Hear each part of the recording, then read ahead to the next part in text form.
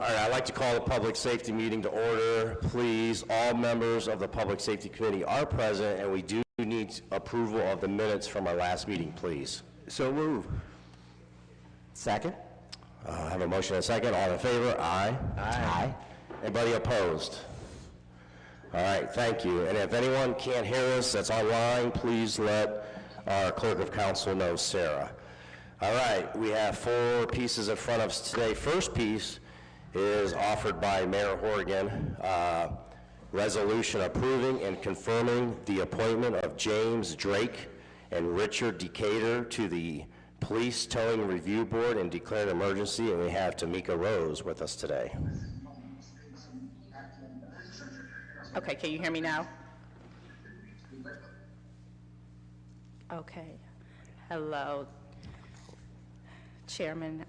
So we do have 2 appointments to the Towing Review Board. We have James Drake. He is 30 years at the Ohio State Highway Patrol as a trooper, and he retired as an investigator, and he currently lives in Ward 4. We also are bringing forward Richard Decatur.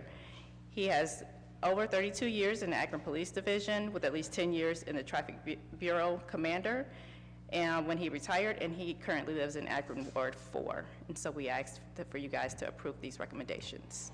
All right, thank you. I appreciate it. Thank you. Long overdue. I know I'm part of the Tow Review Board, and I appreciate that. Any questions or comments from committee members of Public Safety? All right, any other council members in chambers? All right, I'll make a motion to suspend the rules. Can I get a second? Second. All right, I have a motion and a second. All in favor? Aye. Aye. Anybody opposed? All right, thank you.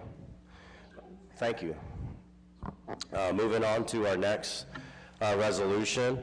It's offered by Vice President Fusco, Councilman McKittrick, and Councilwoman Holland. This is Resolution 2022 expressing opposition to Ohio House Bill 99, which would authorize teachers to carry firearms in classrooms with minimal training and declare an emergency. And I'll call on Councilman Fusco first. Or thank you. Yes, thank you, Chair. It's amazing what we see come out of Columbus sometimes in terms of guns. It's just amazing to me.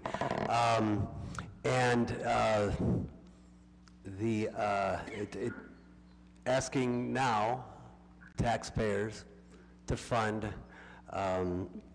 what is called reducing shootings in our schools. By reducing it, they're adding more guns, which doesn't add up. I do understand portions of it, but regardless, at the end of the day, that's what's being asked, is that that school districts will be permitted to purchase guns, if I understand correctly, and train and have these available in the classroom, from what I understand, and it just reducing shootings by adding more guns, that doesn't add up at all. And it seems as though, previously, like a couple years ago, and I think stats will bear that out, after a shooting, there would be this massive panic that was controlled by whomever, and then gun sales would go up. And somebody obviously capitalizing on that. And in this day and age, that just doesn't work. We have to do something else. I don't think that's going to be the answer. From what I understand, and let's pray. Let's pray that on the federal level, common sense prevails, because I know that they are working on this. I've been hearing all weekend that they're working on this. And so, and something reasonable, which is, I think, what we're asking for is reasonableness. And so, hoping that something will come out. But this one here, and last I'd heard that the governor in all likeliness is going to sign this in all likeliness, and if that happens before 7 o'clock, I think my colleagues would join me in amending this and just pulling that portion out, but still going on the record, which I think is important for us as a city council to make sure voices are heard in terms of saying that this is a wrong-headed idea. Yeah, thank you, and I would request that we would pass this evening, of course.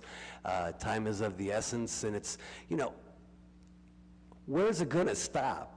Because, this is relative, obviously, to the shooting in Texas, but whenever there's gonna be a shooting in like a grocery store, so are we going to then arm those that work in a grocery store or in a movie theater? Is that gonna be the answer? To increase gun sales? I don't understand where this is gonna stop other than reasonable legislation from the feds, because I don't know if we can count on the state. Thank you. Thank you, Councilman. I'll go to the other sponsor, Councilwoman Holland. Thank you, Mr. Chairman, and thank you to my colleague, Councilman Fusco, who said it so well. I would only add that consistently in my almost 1 year on this city council, my colleagues and I, all of us, have over and over and over again made clear our support for kids and families and for teachers. Over and over and over again, we have unanimously supported the hard work of teachers and classrooms. What we know about this bill is that it requires an unbelievably low amount of training for the teachers that it would propose to arm in the classroom. And whatever side of the gun regulation issue you happen to be on, most gun experts agree that the odds are very good that without adequate training, the likelihood of a gun being used on an untrained or undertrained gun user are very, very high. I am so glad to support this resolution and hope that all of our colleagues will once again come together around the issue of kids, families, and teachers. Thanks. Thank you, Councilwoman. Yeah. Councilman McKittrick. Thanks, Mr. Chair. As the spouse of a teacher who has 3 different degrees, none of her training ever had to do with carrying a firearm into a school full of children. I talked to her and some of her former colleagues, and they are extremely angry about this and think that it's an undue ask of the teachers who are there to help the children learn. I'm more than pleased with our resource officers. They're well-trained, and that's who we need to protect our children in there, not the gym teacher or the science teacher or somebody to that effect. Thank you. Thank you, Councilman. The first hand I did see was co-chair from Public Safety, Councilwoman Mosley. Thank you, Chairman Kamer. I too support this resolution and hope that we will pass this as council as a whole this evening. I will send this article I found on the Morning Call that talks about the nearly 25 states that have policies that allow schools or districts permissions for individuals to carry guns in schools, and we do not want to be added to that list. It's very frightening, it's very scary. We never want our teachers to be educators and police officers in the same breath and make a bad decision. I support this, and thank you, Councilman Fusco, for bringing it in. Thank you, Councilwoman. I'll go to Councilman Malik next, and I do see Ginger's hands up too. I agree with all of the comments of all of my colleagues, and I would like my name to be added to the legislation. Thank you, Councilman. Councilwoman Baylor?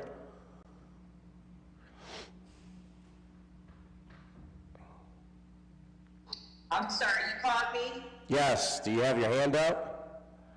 No, I didn't, but, I can chime in just with what Councilman Fusco said. We do need to do something. And there was someone that mentioned to me that when you come to a school, they have the sign posted, no firearms, are allowed. And to a shooter, that means I got free range to come in here and do whatever I wanted to do because there's nobody that's going to stop me. So that was just one of the concerns that someone brought to my attention about maybe doing something. I don't know what you could do with the signs, but they were saying that's just like a go-ahead signal. But I agree with, teachers should not be having two roles, as police officer or law enforcement and teaching. So I do concur with that and what my other colleagues have said. So I just wanted to add that to the conversation. Thank you, Councilwoman. I appreciate those comments. Anything else from council members? All right, with that, what's the pleasure? Okay. Right, I know I'm asking the committee. Somebody can make that motion. Motion for suspension of the rules with a favorable report. Second. Thank you. I have a motion and a second. All in favor? Aye. Anybody opposed? All right, thank you. We'll present that this evening. All right, next one is ordinance 2022 reaffirming, amending, and or supplementing portions of Titles 9, 11, and 13 of the Akron Codified Ordinances in order to effectively reassert the ban on discharging, igniting, or exploding fireworks within the city of Akron and declaring an emergency. And Charlie, are you here to speak on that or no? No, Mr. Morgan is here this afternoon to speak on that matter. Thank you. Mr. Morgan. Members of the committee, as many of you are aware, the state of Ohio passed House Bill 172. It was signed by Governor DeWine, and it authorized it took away the admonition that after purchasing fireworks in the state of Ohio, you then had to agree to transport them out of the state, which, as we all know, constructively never occurred. It also authorizes people to set off fireworks approximately 21 or 22 different dates during the year, major holidays and whatnot. So the legislation did build into itself the ability for municipalities to ban fireworks, either limit the days that the state is authorizing or just do outright bans.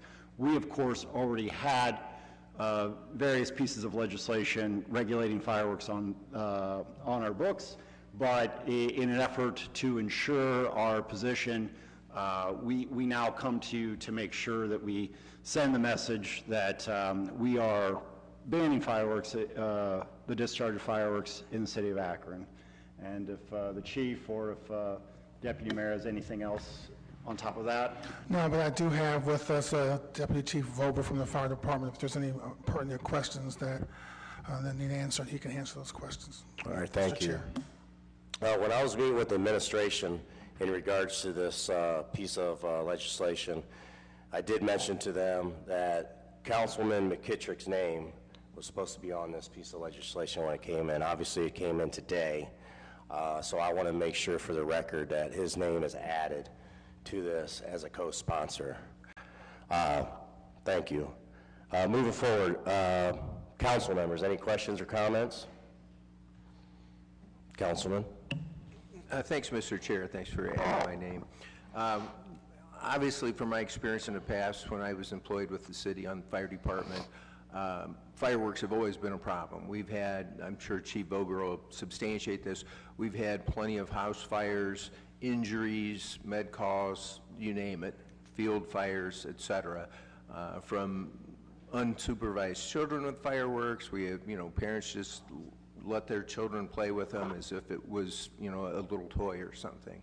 So I think this is a thing that is absolutely needed to be able to have a tool to prevent these issues. Thank you. Thank you, Councilman. I appreciate that. Councilwoman Mosley? Thank you, Chairman Kaner. Thank you, Councilman McKittrick. Thank you for this piece of legislation. I think last year, myself and Councilman Lombardo spent many evenings on the phone with each other about fireworks. And I'm glad that it's in. I do hope, again, that maybe this is something we can do as council as a whole. If not, I respectfully ask for my name to be added to this. And maybe somewhere down the line, we could also talk about maybe some timing as to when fireworks can begin, when they can end, so we're not hearing them from May all the way till August or September, because it's definitely a problem, especially when they're standing in the middle of the streets, when traffic is coming, letting off explosives. And these aren't regular explosives that we're hearing. These are not regular fireworks that we're hearing. So thank you again for bringing this in. Thank you, Councilwoman. I appreciate that. Councilwoman Holland? Thank you, Mr. Chair, and thank you for all the comments that have already been made. I would join them completely. I would like to add that there are so many combat veterans in our community who I think really deserve this kind of respect. And I particularly like and would support what Councilwoman Mosley has suggested, that at the very least, that we call for some sort of restriction as to how long this goes on. I was struck this year particularly at the number of really, really crazy fireworks that were being set off on Memorial Day, of all days. I would only add that we have a lot of research that's come out in recent years demonstrating the impact of fireworks on wildlife. Fireworks have a profoundly adverse effect, particularly on pollinators. Fireworks also routinely are found to disorient birds, disorient other animals that are endemic to our area. They are more than just a nuisance. They actually affect some of our most important community members, our combat veterans, but also our wildlife and our environment. So I would certainly love to be added to this legislation, and I do hope that we do this as council as a whole. Thank you. Thank you, Councilwoman. Appreciate it. I do know, if I can ask Sarah, our clerk of council, to reach out to the chief of staff, to the mayor's office, unless Chief Vober can do it. There are calls for service that we have. I would like that shared with all council, if that's okay. I actually do have that, so if I remember, I'll go back through and forward to that. And if there's anything else that council members need, please send me an email, or Chief of Staff Gert Welms. Anything else? Chief, do you want to say anything? I don't want to put you on the spot, but I know you've been part of the discussions and everything, so. No, thank you. Okay. I appreciate everything everybody's doing to push this legislation forward. It's important to keep our people safe, so thank you. Okay. So the whole intention of this is to bring this forward, to have the conversation, and I really like the overwhelming amount of support. But I think, we wanted to take some time on this for a few weeks before we call for a vote. Did you have anything, Councilman? No, I was just going to make a motion to refer. Okay, thank you. Well, with that, I'll take that motion to refer. Second. And I have a second. All in favor of referring? Aye. Anybody opposed? All right, thank you. And for the record, we're adding McKittrick and Mosley and Howland to this piece of legislation. All right, moving forward into our last piece is an ordinance authorizing the mayor or his designee to enter into a contract or contracts with Flock Group, Inc. for the purchase and or lease of equipment, hardware, and software services necessary for the development of license plate reader technology in the city as part of the citywide public safety project, including the off-campus housing area south of the University of Akron campus, and declare an emergency. And I'm sure we all see that we have our Deputy Mayor of Public Safety, Charles Brown, and our own Chief Milet with us today. Mr. Kramer and committee, thank you for the opportunity to share this information. We have about $406,250 for this project. That would probably be about 145 cameras. On the call remote is Deputy Chief Capers. Sarah, is he there? Yes, I'm on the call. I have a bad connection, so I'm just going with audio. I apologize. Sure, and so Chief Capers has been the point person on this project, so I'll let him share, and also Chief Malat, if there's any questions you may have regarding the project or FLOC, the individuals I mentioned will be able to share the answers. Thank you. Yes, Chief, would you like me to go, or did you want to go first? Or? Chief Capers, go ahead and go first. Yes, I've spoken to most members of council, shared some time on the phone, answered questions, and I don't know if my repeating information is going to be helpful or hurtful to the conversation. You all can let me know, and I'd be happy to oblige in whatever way you'd like. Mr. Chair and members of council, I want to thank you for considering this. There have been several pieces of technology during my career that really turned out to be game changers, and I think this is one of them. This camera system really would serve as a force multiplier for the police department, primarily to identify people who engage in criminal activity. Their track record is proven. There are many agencies in this country that have adopted this system. As Deputy Mayor Brown pointed out, Chief Capers has been the point person on this, and we've had presentations from FLOC, and I really think that in terms of our gun violence in this city, it's not going to cure it, but it's certainly going to give us the ability, more so, to identify the individuals that are engaging in this criminal behavior, and hopefully, with its presence, deter some others that would engage in the behavior as well. So with that, we would be more than happy to answer questions that you may have. Thank you, Chief. I appreciate that. We'll go with committee members first. I have Councilman Malik. I would ask, first of all, thank you all for this. I would ask if Deputy Chief Capers, if you could present, some of the information that you previously shared with some of us by phone, because I think it would be helpful that be in the public record for the public and everyone to have that before we go to questions. Yes, thank you for the opportunity. I'm happy to. So FLOC video cameras is part of a system that's being rolled out nationwide.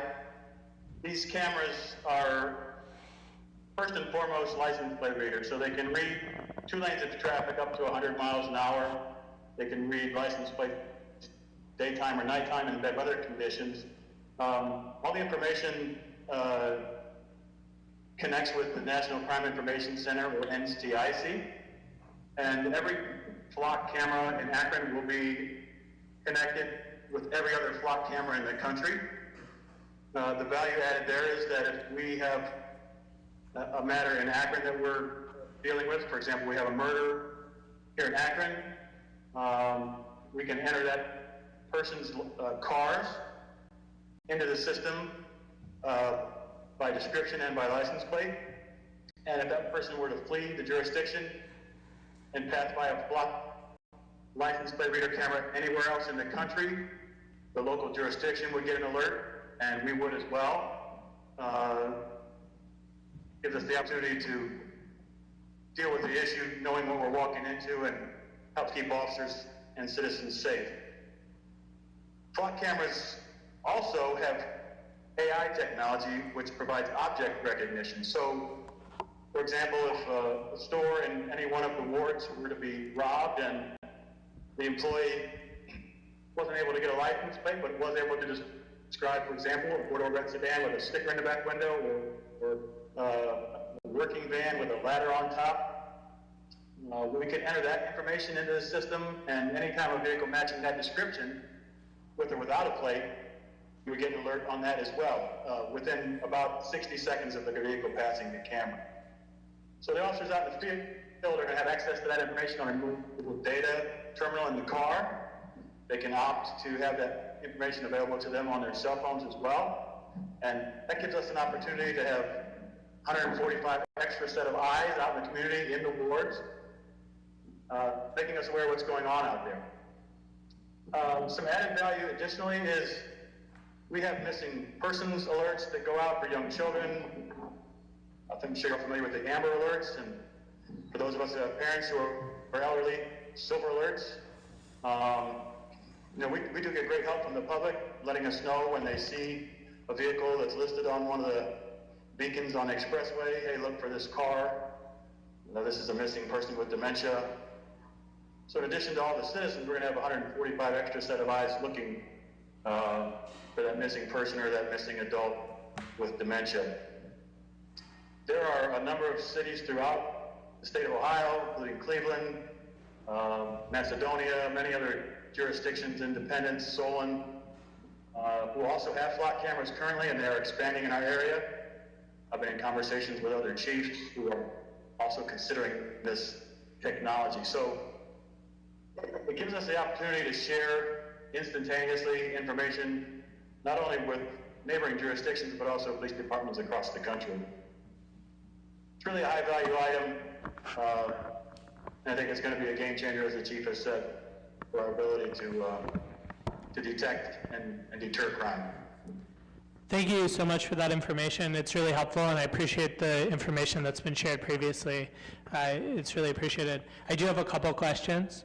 First of all, I think, part of this, first of all, backtracking, even in the last week, we've seen terrible instances of violence and gun violence, and that's not something that's unique to this past week. And so I want to underscore, I think we all want the same objective, which is to deter and reduce and hold people accountable for when this violence is perpetrated. And I think that cameras are an important part of doing that, and all technology as we move forward. But technology does also include additional responsibility, right? And so as I shared with Chief Capers, I think one of the concerns that I do have is around privacy and is around how this data is managed, right? And I think, and again, this can be confirmed, but I think part of these cameras they're going to be actively scanning every license plate that passes them to see whether there's a hit on, and we control the criteria under which there would be a hit on that license plate, right? And so I think one thing that I would like clarity on is, what is the policy that is going to set that? And is that policy something that is going to be developed with public input? Because what we're talking about when we talk about force multipliers is a massive expansion in the amount of information that's coming in, right? And so how is that information controlled? Are there penalties for the misuse of that information? What's the evidentiary burden by which something could be inputted, right? And so I guess that's my main question: is a policy going to, has development of a policy already started?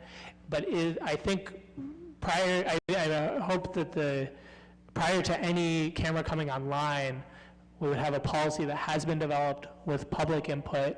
So is that something that can be pursued, Deputy Mayor Brown? I'm going to defer. To the first part of that, and that is that these cameras are not giving us access to any information that we already do not have access to. All the information that these cameras are going to provide is relying on information that we already currently have access to, and it merely brings it to the forefront for a decision for us to make. And I'll defer to Chief Milet and Deputy Mayor Brown for the second piece of that. Thank you, Chief. As Chief Capers said, the information that we will be gathering, or the camera system would be gathering, is in the public domain. So the expectation of privacy is not like if it's in your home. Absolutely. And so with that in mind, we recognize that this system comes with a great deal of responsibility, and is there potential for abuse? With any system, I'm sure there would be. I would be turning to the International Associations of Chiefs of Police, the IACP, to look for best practice models in terms of policy, and we will build our policy from there. I'm not sure what a public input would look like. Public education, definitely, and explaining, what this camera system is designed for, why it's there. We know that, and Chief Capers, correct me if I'm wrong, the data is stored by Flock for 30 days unless we flag it for some reason for whatever purpose. And then it would be determined by us how long that information would be stored.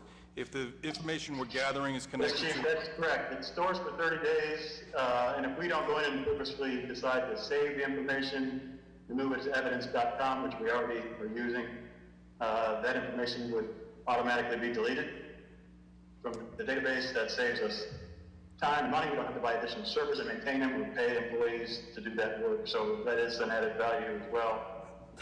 Questions I got answers, questions about that I didn't address, and these also on purpose do not have facial recognition capability, so I know there are some public concerns about that as well.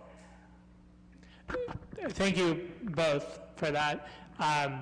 To the point about public input, I know that when the body-worn cameras were rolled out, that policy was developed in partnership with a committee of the public. Is that something, Deputy Mayor Brown or Chief Milet, that could be part of this? Wherever we can get community input, I think there's a benefit to it. So yes, I will explore that. Okay, and I think for the rest of council, I think we should consider having that be part of the legislation, that before something like this is deployed, that there is a policy that's developed with the public process. And I don't think anyone wants to slow this down. I don't think anyone wants to not capitalize on technology that could help us deter crime, but I think we do want to do it in a way that everyone is up to speed and everyone has the opportunity to input. Certainly, if that's the direction from the council, we can make that happen. Thank you, sir. Thank you, Councilman. Councilwoman Mosley, I know you've been patient. Thank you, Chairman King. I have a couple questions, if one of you can answer it. So when I'm looking on this Flock Safety website, they have one on there called Vacuum Flex. Are we talking about the Flock cameras, or are we talking about the Flex? Because the Flex looks way more technology-based. It looks bigger, bulkier. The Flock one looks really small, almost like a Ring camera. That's my first question.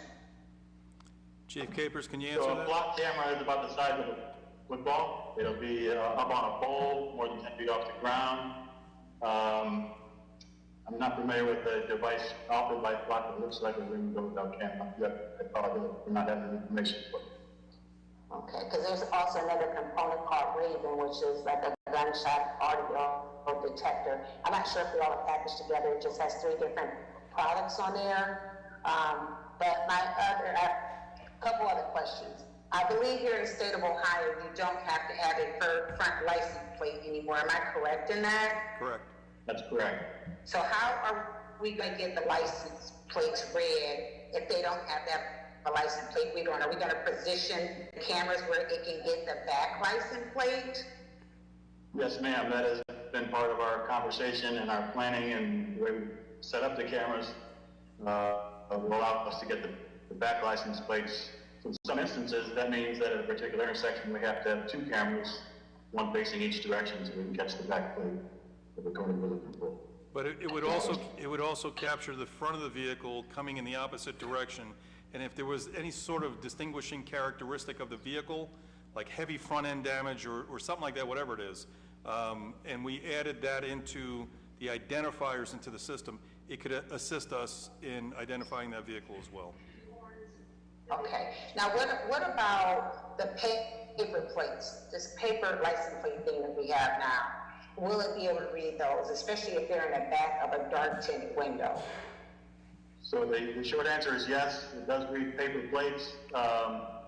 If it were inside of the car with a dark tinted window, then it may affect the camera's ability to detect the plate, although we're told that it will still see the plates, but the object recognition that the cameras provide is a good backup for that when plates are not able to be seen.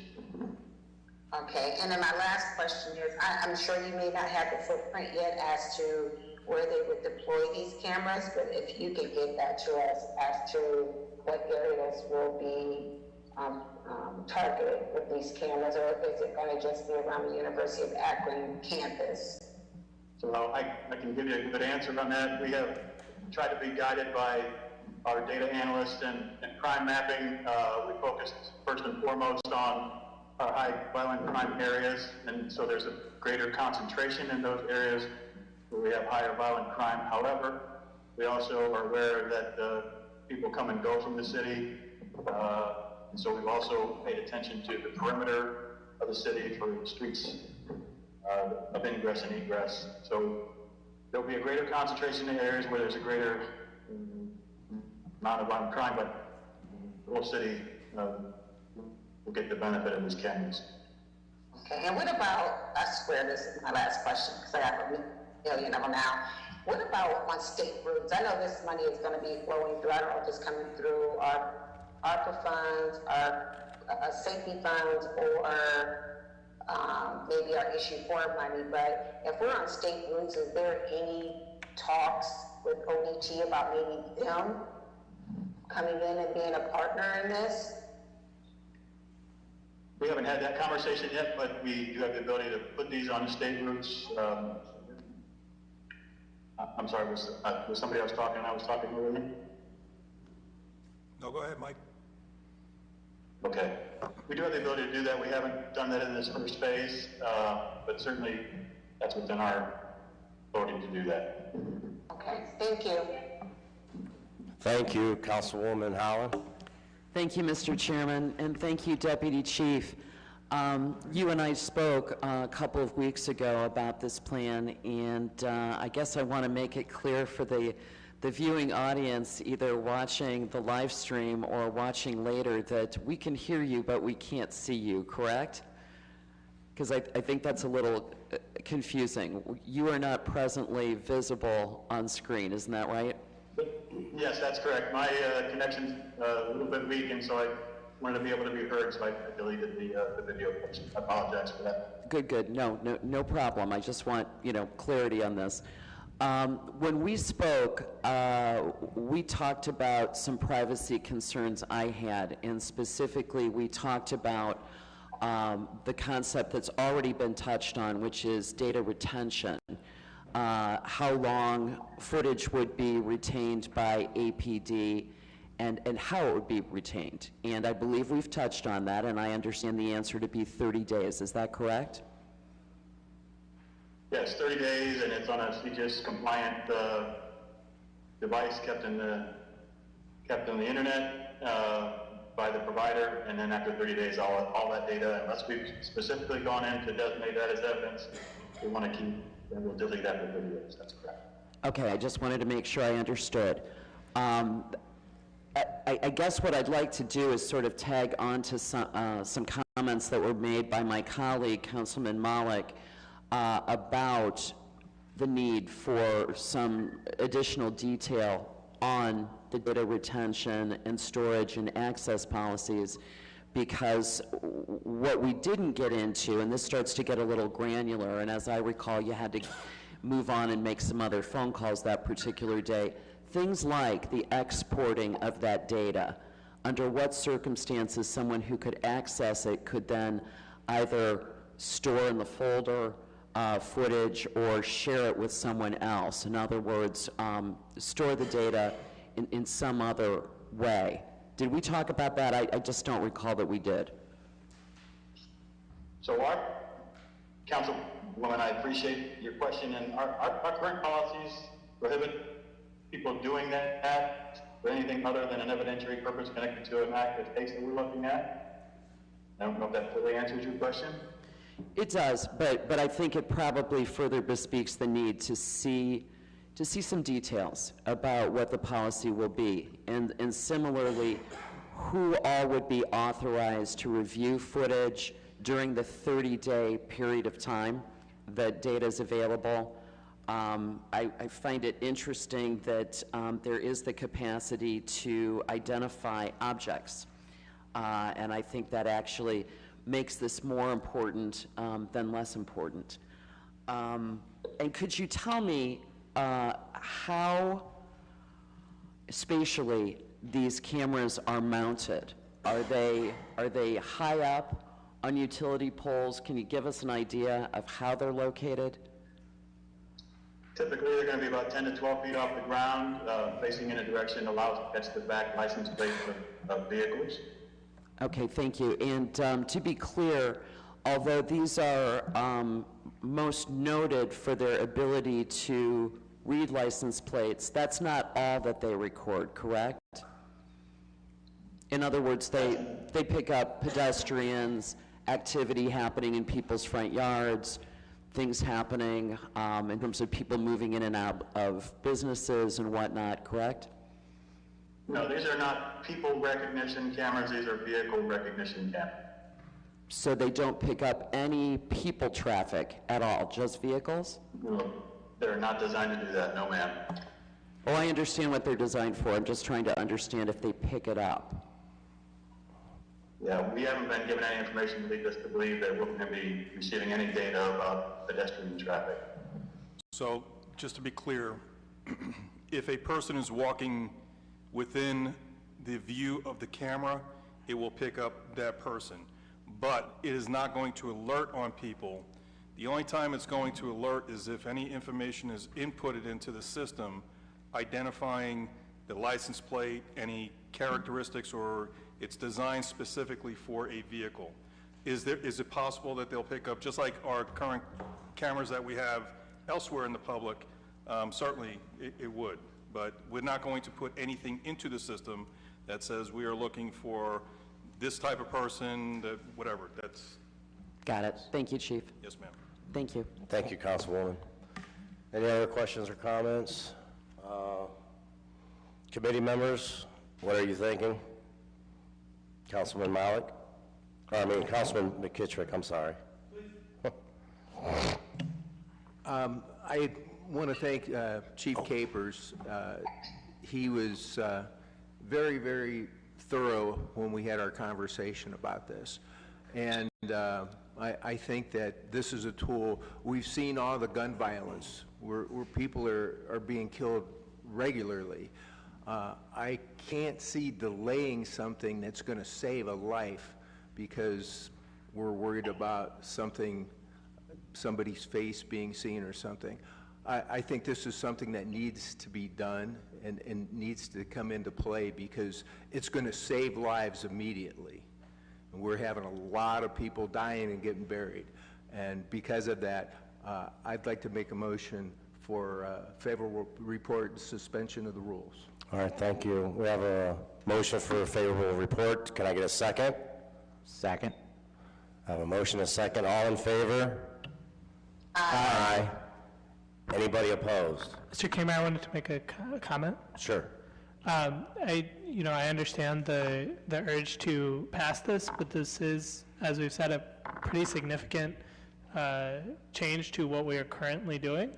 And I think it would behoove us to allow for some public input and to discuss it a little bit further before we approve it. All right, thank you. We've actually called for a vote, had a second, we voted. All right, I appreciate that. So let's do a roll call. Kamer. Aye. Mosley. Aye. Lombardo. Aye. Malik. Nay. McKittrick. Aye. The motion passes 4-1. Thank you. And before we adjourn, Councilman McKittrick, you brought it up and I totally forgot. I do want to give credit to Mike for reaching out to all council or most of council members. Mike and I had at least 3 or 4 different conversations, so that was very professional. And then also there was an article in our local newspaper several weeks ago about this. So I just appreciate the dialogue that we've had. So with that, I'll present that this evening under suspension of the rules. Nothing else come before us. We're adjourned. Thank you. Thank you. Next committee of the day will be the Public Utilities and Green Committee. Those committee members are Freeman, McKittrick, Connor, Mosley, and Holland. I'll give our chair a moment to connect to video.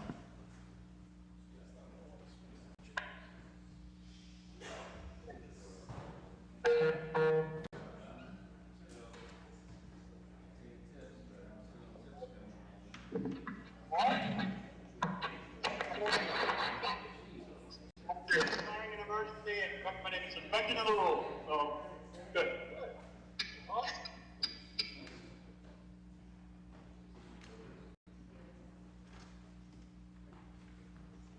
If we could please have a motion to accept the minutes from the last meeting. So move. Second. Have a motion, a second. All in favor, please let it be known by saying aye. Aye. Aye. All right, thank you. And then, Ms. Biviano, let's go ahead and I mistakenly did not do a roll call. If we could, please. Sure. Freeman. Aye. McKittrick. Aye. Connor. Aye. Mosley. Aye. Holland. Aye. All committee members are present. Thank you. All right, we have nothing on our old agenda. We have one piece. I'm going to ask Ms. Biviano if she would please read that in for us. Item number 13 is an ordinance authorizing the Director of Public Service or his designee, after publicly advertising, to enter into a contract or contracts for the replacement of water mains owned and operated by the City of Akron on 13th Street Southwest, Albert Place, Avondale Drive, Charlotte Street, DeWitt Drive, Some Avenue, Gold Street, Nickel Street, North Valley Street, Noah Avenue, South Main Street, Schumacher Avenue, Silver Street, Springfield Center Road, and Sundale Road as part of the water main replacement program and declaring an emergency. Thank you. Mr. Little? Thank you, Mr. Chairman and members of committee. This project, we were working on this for a few years now, and we did receive almost $1 million of OPWC money, which is a grant, out of the total $2.5 million project. We are going to have a bigger project coming before you later this year with ARPA money, but this is not that. This is almost 3 miles of water main replacement, and we did our priority of this project with water main break history, as I should say. So those chronic sections of pipe that have broke over and over, that's how we put this project together. Some of the oldest water main in this project is on Gold and Silver in Ward 1, 1885 pipe. So that will be replaced in this project. So we have some pipe that's only 70 years old, but it does have those that break history. So we are going to take in this project, in these limits, we will be removing 40 lead services, which is always good, to our goal, and it's always been the mayor's goal to get all those lead services out of our system. So there will be 40 that were removed in this project. So with that, I will take any questions. Excellent. Ms. Holland? That is music to my ears, Mr. Luddle. And I really, I guess on a kind of a curious personal note, I'd kind of like to watch it happen. Those antique lines being replaced that go back to the 1800s. Are we talking literally the barrels end to end? No, there's no wood. You know, this is cast iron pit, that old. It's cast iron pipe. You know, the new is ductile iron, which is, it's a cement lined pipe. That's the new technology. But no, that old, I don't think we have any active wood water main in our system. When we were doing Main Street, we dug up some remnants, but it wasn't active, okay? So if you're ever out at water distribution, you'll see some old pipe that we did remove years ago that was made out of wood, but no, this does not have any wood in it. And still, and quite apart from the lead line replacement, I've got to believe that right away, the water quality of the homes in the silver and gold area will dramatically improve. Well, I think it'll be more of the volume. You know, our water quality, and we even test some of those old homes. We've always met far greater exceeding EPA standard. So our water quality is there, and that's a tribute to our treatment system and our people up at the watershed. So, but their pressure and their volume, and then that goes to fire protection too. So, absolutely. yes. Thank you so much. You're welcome. Will there be a 137-year guarantee come with these? Absolutely. Okay, excellent. If not, I'm coming back. Come back after. Any other questions or comments? One other thing, Mr. Chair, I thought, you know, when I looked this up, I'm thinking, that old pipe there, I actually found a house on that street that was 1886. Wow. So I'm not sure if it was gold or silver, but there's a house that was constructed that long ago. Wow. So Thank you. consent would be fine. Consent, do I have a motion for consent? So moved. Second. A motion and a second. All in favor of placing this item on the consent agenda, please let it be known by saying aye. Aye. Aye. Very good, thank you. And Mr. Lettle, thank you. One final word before we go. I got one of the best emails that I've received in months. Not that the others weren't good. And the fellow said, thank you, thank you, thank you. I see the traffic slowing down on 13th Street. So, great to hear. Thank you again. We are adjourned. Our next committee of the day is the Budget and Finance Committee. Those committee members are Freeman, Amobian, Malik, Baylor, and Lombardo. Looks like we do have all members present except for Malik, whenever you're ready, Mr. Chair.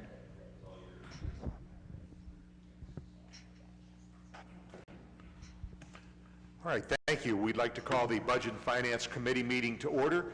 If we could please have a roll call. Freeman. Present. Amobian. Here. Malik. Baylor. Here. Lombardo. Aye. We have all members present except for Malik. Thank you very, very much. We need a motion to accept the minutes from our previous committee meeting. So moved. Second. Motion and a second. All in favor, let it be known by saying aye. Aye. Aye. Aye. Thank you. We have one item coming before us today, and Ms. Viviano, if you would please, if you could read that in for us. Item number 1 is an ordinance authorizing the purchasing agent to issue purchase orders without the formality of advertising for bids for the upgrade of existing City of Akron-owned Motorola XT radios with LLA link layer authentication and declaring an emergency. Thank you. Mr. Fricker? Thank you, Mr. Chairman. So this is a firmware upgrade that we need to do to approximately 685 City of Akron radios that we use on our citywide radio system. So we've already upgraded the radios on the public safety side, but now we have some on the public service side that we have to do. This is due to a change that the state made in some of the security protocols that they are mandating that all public sector entities across the state upgrade their radios to comply with these new security protocols, and we're kind of under the gun in order to do this before the deadline. So it's something that is, we have to do this through Motorola as they're the provider of the radios. As I said, we've already done the safety ones, now it's time to do the service ones. And with that mandate from Columbus, they also provided some finance for us to do that? They do not, yes. So this is something that we have to do ourselves. And explain to me a little bit, is it actual physical changes, or is it software updates? It's a software update. It's a firmware thing that we'll download and apply to all the radios that we have to upgrade. Okay. Yeah, we are going to look at this opportunity to kind of go through our radio inventory and see if we can kind of reduce those number of radios. If there's other technology for some of those communications that we can lower that number of radios and save a little bit of the cost. Okay. Have we been through something like this on our radios in the past few years? Go ahead. Yeah, could I ask you to come to a microphone so that those on the remote can hear well? Thank you.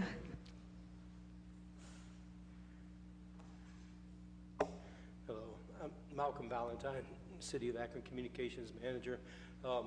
So we've done these upgrades, as Steve said, to our Mr. Valentine, I'm so sorry to interrupt. To our police and fire radios. Thank you. Already. Yeah, nice and close. So we haven't done this type of security upgrade. So what this does is it prevents unauthorized use on the radio system, which, the state has ran into some, pretty high-profile, crimes where people have illegally accessed radio systems and use them against, for criminals or whatever. And then, that's the whole reason for it. Just like with our computers, we're putting in that link layer authentication to prevent those things from happening. And it is just a firmware upgrade where Motorola on these older radios, they're XT radios, older than the police and the fire department, so they're requiring that they come in and do those upgrades even though they are just you know, a firmware upgrade. So that's where we are. Okay, very good. Any other questions or comments? For the record, Mr. Malik is with us. Thank you. Would consent be okay, or do we need to get this We would through? like to get this passed. Okay, then I would ask for a motion to suspend the rules and issue a favorable report. I'll make that motion, to suspend the rules and a favorable report. Okay. Looking for a second. Second. Okay, thank you. We have a motion, a second. All in favor of suspending the rules and tonight issuing a favorable report, let it be known by saying aye. Aye. Aye. Aye, thank you. Okay, thank you very much, Mr. Valentine. Thank you. Good luck on this project. Thank you, Mr. Chair. Thank you. All right, Mr. Fricker, thank you very much. And we are adjourned at 3:13. Thank you. That is the final committee meeting of the day. Council will meet at 7 p.m. tonight. Thank you.